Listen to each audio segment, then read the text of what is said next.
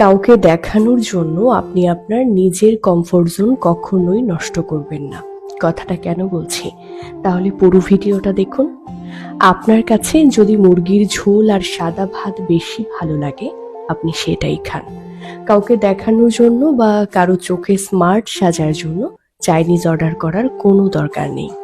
যদি ক্যাপুচিনো খেতে আপনার ভালো না লাগে, তাহলে জোর করে ভালো লাগাতে যাবেন না। আপনি টং দোকানে দুধ চা খান, কোনো দ্বিধা ছাড়াই দুধ চায়ের ছবি ফেসবুকে আপলোড দেন, কারণ আপনার এটা পছন্দ। আপনার গেম অফ থ্রোনস ভালো লাগে না, আপনি ডার্ক ফ্যান্টাসি বোঝেন না, আর্ট ফিল্ম দেখতে বিরক্ত লাগে আপনার, আপনি দেখবেন না। আপনার কবিতা পড়তে ভালো লাগে না, পড়বেন না। বৃষ্টি হলেই যে কবিতা পড়তে হবে এই কথা কোথাও লেখা নেই। বৃষ্টির দিনে কাঁথা মুড়ি দিয়ে ঘুমানোর মধ্যেও একটা অন্যরকম শান্তি আছে। স্টাইলিশ আর টাইট ফিটিং জামা কাপড় পরে যদি আপনার কমফোর্ট ফিল না হয়, তাহলে পরবেন না। ঢিলাঢালা জামা কাপড় পরে বের হয়ে যান।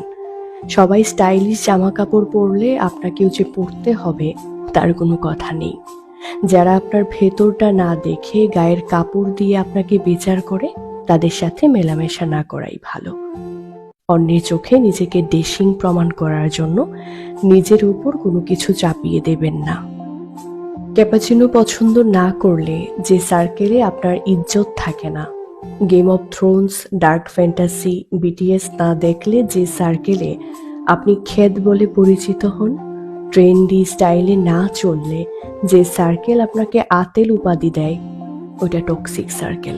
হ্যাঁ, ওইটা টক্সিক সার্কেল। ওখান থেকে বের হয়ে আসুন।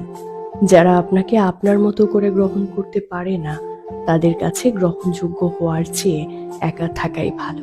মনে রাখবেন, 100টা নাক উঁচু জাজমেন্টাল ইন্টালেকচুয়ালের সাথে কৃত্রিম আড্ডার চেয়ে একজন সাধারণ দিল খোলা মানুষের সাথে দুদণ্ড গল্প করা অনেক বেশি প্রশান্তির।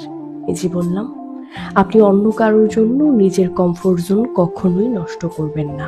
আপনার যেটা পছন্দ আপনি সেটাই করুন। আপনি যেভাবে সাধারণ জীবনযাপন করতে পছন্দ আপনার, আপনি সেটাই করুন।